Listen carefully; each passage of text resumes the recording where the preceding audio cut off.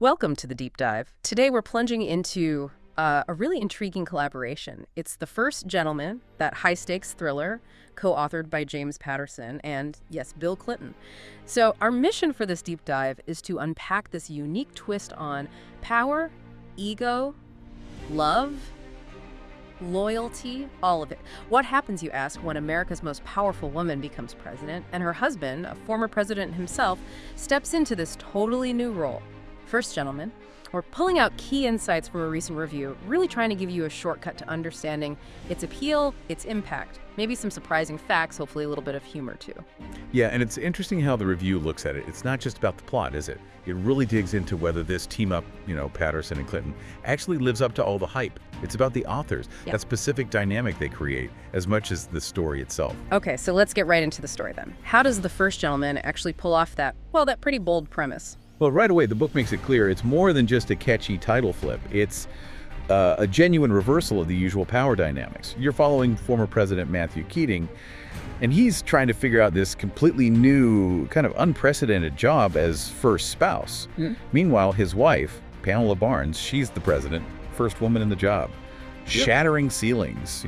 And I'm guessing things don't stay quiet for long. What's the threat? What pulls Keating back into the thick of things? Exactly. This is where it gets really interesting, I think. A deep threat emerges, but it's from inside the administration.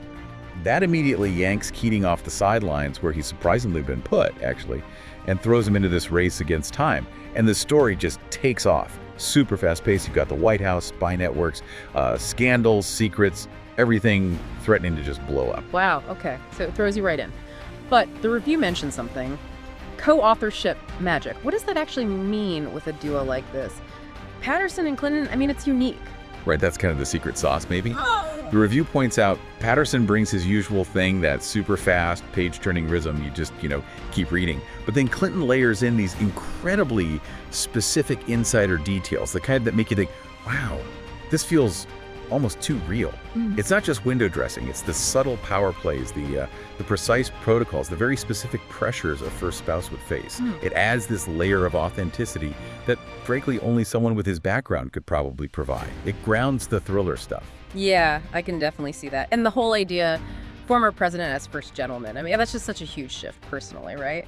Did the review say how that tension plays out, like beyond the thriller plot? What about Keating's ego, his relationship with Pamela? Oh, absolutely. That's a huge part of it. And where the review suggests the book really offers something different, it's not your standard political thriller, because of that specific first couple dynamic, that role reversal. Seeing a guy who ran the world now playing, second fiddle, it just adds this incredible layer of tension, emotional complexity. The review really leans into this, saying it explores Keating's ego, a man used to being the center of gravity, now navigating the supporting role. It makes for a really compelling personal story running alongside the main thriller plot. And how that tests his marriage, his bond with Pamela. It adds this unexpected emotional weight to all the action. That makes total sense. It really does make you wonder how that would play out in reality, wouldn't it? Okay, so the review also mentioned the